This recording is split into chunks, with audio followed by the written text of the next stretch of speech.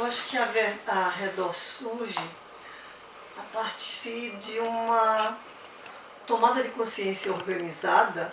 Quando eu digo tomada de consciência organizada, porque foi uma coisa mais conversada, de uma vivência, de uma experiência que a gente sentia claramente que era a nossa exclusão de todas as articulações do feminismo acadêmico, as nossas dificuldades de acesso à comunicação. A gente tem que pensar ao redor num período pré-internet, que até acesso aos últimos lançamentos de livros a gente não tinha.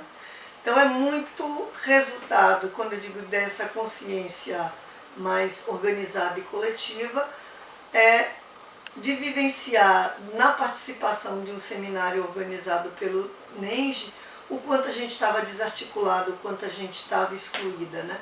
Então é a partir desse seminário que surge a ideia da gente juntar as pessoas que trabalhavam a questão do feminismo, das mulheres naquele momento, né, de gênero depois, da gente articular o Norte e Nordeste muito no sentido de fazer frente a essa exclusão e de criar mais mecanismos de intercâmbio, de articulação. Então, a Redor surge exatamente para sanar ou para romper o isolamento em que nós, do Norte e Nordeste, vivíamos. A gente se encontrava, a gente se conhecia nos eventos do Sul e a gente não se conhecia enquanto Norte e Nordeste, né? Você acha que... Qual foi o papel da Redor na articulação do Norte e Nordeste? Ele cumpriu esse papel? Que resultados você aponta dessa articulação? Eu acho que a Redor, assim, ela cumpriu o seu papel. Ela conseguiu articular.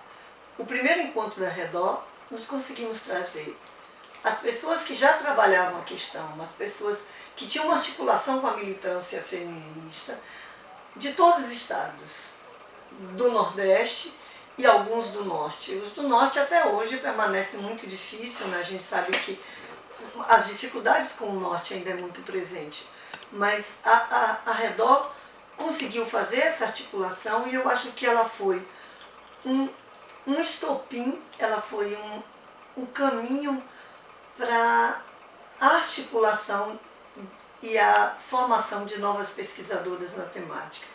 Eu acho que muitas estudiosas que se sentiam isoladas começaram, a partir da Redor, a criar núcleos, havia esse estímulo de criar núcleos, de articular outras pessoas, de buscar interferir mais na universidade no sentido da oferta de disciplinas. A nossa produção começou a aparecer. Então, e isso a gente sentia muito presente, esse crescente nos encontros da Redor. Os primeiros encontros que a gente tinha de produção, o pequeno número de pesquisadoras, e como a cada encontro o número de pesquisadoras vinha aumentando, a produção vinha aumentando, as pessoas que tinham uma série de dificuldades pela sua titulação se articulavam a partir daí. Cada vez mais as pesquisadoras foram terminar o seu doutorado, foram iniciar o seu doutorado.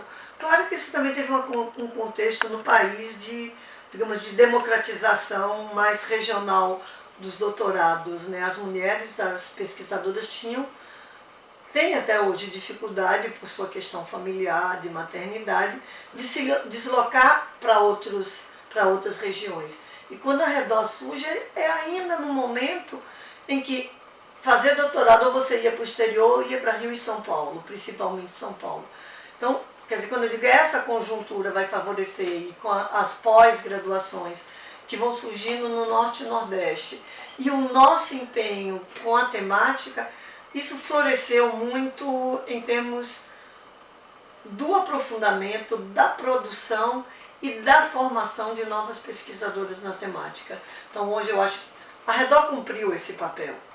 Eu acho que ela tem dificuldades nessa articulação. A gente, cada vez mais, o nosso horizonte continua sendo o Sul, mas a gente não perdeu a perspectiva de pensar Nordeste e de se articular. Então hoje a gente tem outras possibilidades que não é só o nosso estado com o Sul, mas entre a gente. Eu acho que a Redor foi assim felicíssima nesse sentido, né, de criar essas articulações.